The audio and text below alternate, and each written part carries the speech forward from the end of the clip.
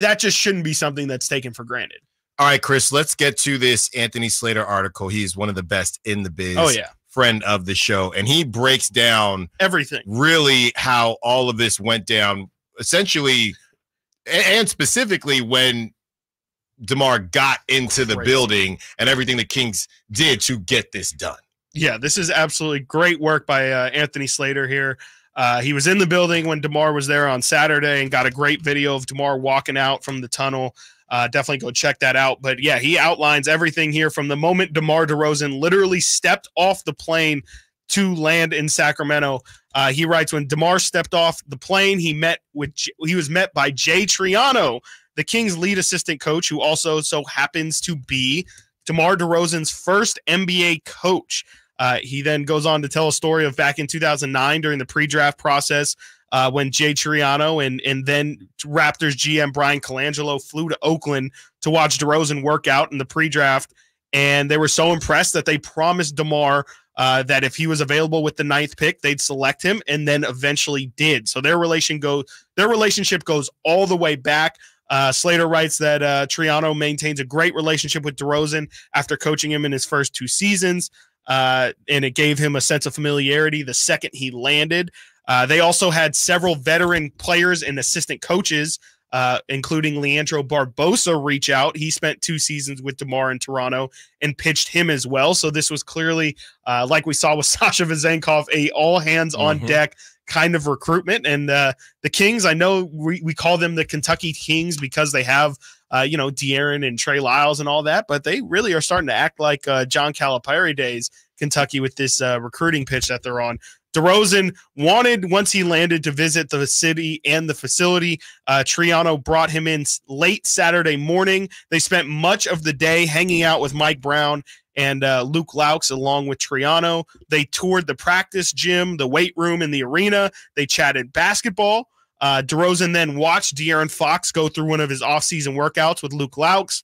Fox and DeRozan then went to lunch. We have to get our best people on where they went to lunch. That's what I'm saying. That's all I was thinking when I read that. I was like, somebody saw them eating lunch and was like, I know a cook or one of the hosts or something had to have said, is that De'Aaron Fox? And like somebody had that scoop early and sat on it. So we need to figure out where it is that DeMar and De'Aaron ate.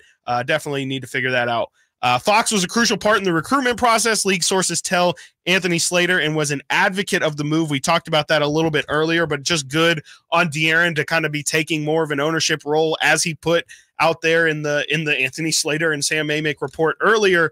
I think a couple weeks ago about declining his extension, said a big part of I shouldn't say a big part, but a part of the reason why he was declining was he wanted to see the direction in which Sacramento was going to take their roster. And it's good that De'Aaron is actively trying to help them in that process. The Kings front office had to map out a creative way to make it work.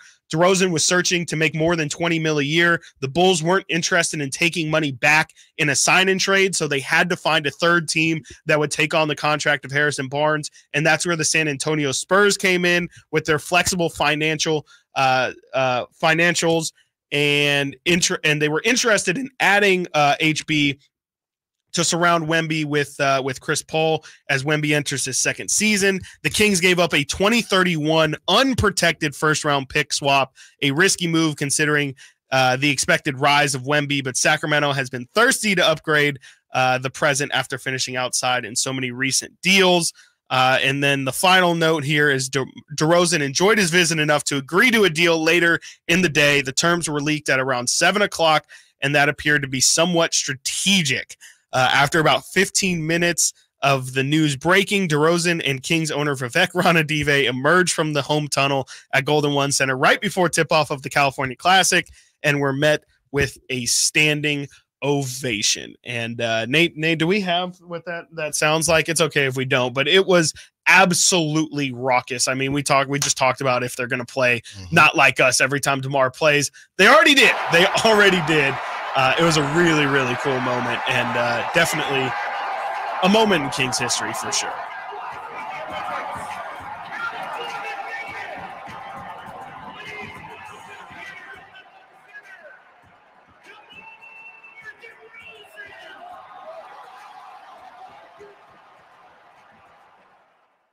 That's a summer league game. Yeah. That is a summer league audience right there. Yeah. And definitely was a moment that I think a lot of people will not forget. Yeah. And the whole breakdown, it makes it very clear, again, going to all the question marks of fit and things like that. These are some of the best basketball minds, you know, in the world. And if they feel like they want to do all this to get DeMar DeRozan, I trust them. Does that mean they're going to win the championship? No. It doesn't mean that they're not either. What it means is that they knew that something needed to be done. Yep. And if you're going to sit here and you're going to call 916-339-1140, you're going to text in, you're going to, you know, be on the SAC chat, you're going to complain or whatever it is, they have to do something. Is it exactly what you wanted? Maybe, maybe not. But Chris and I, for the last month, have thrown out a collection of 15 guys, and there's been somebody that doesn't like each one of them each and every day. So the bottom line is I don't know that there was a perfect fit, but you got a guy who straight up chose Sacramento, likes the team, likes the city so far, likes everything about the organization. So let's rock and roll from there. It's that simple. 100%. Beggars cannot be choosers. This No. is not Chipotle. DeMar DeRozan is an elite player. And, you know, I was thinking about it before I got in today, and you know, all the players we were talking about, DeMar DeRozan's a better player than Kyle Kuzma. You could make an argument that maybe Brandon Ingram's a better player. I would say that they're, at the very least, we can settle and say that they're in the same tier. Maybe you have Lauri Markkanen a bit ahead of him, but Lauri Markkanen, we know the price that you were going to have to pay to get Lauri Markkanen was going to be much, much higher than the one that they just paid DeMar.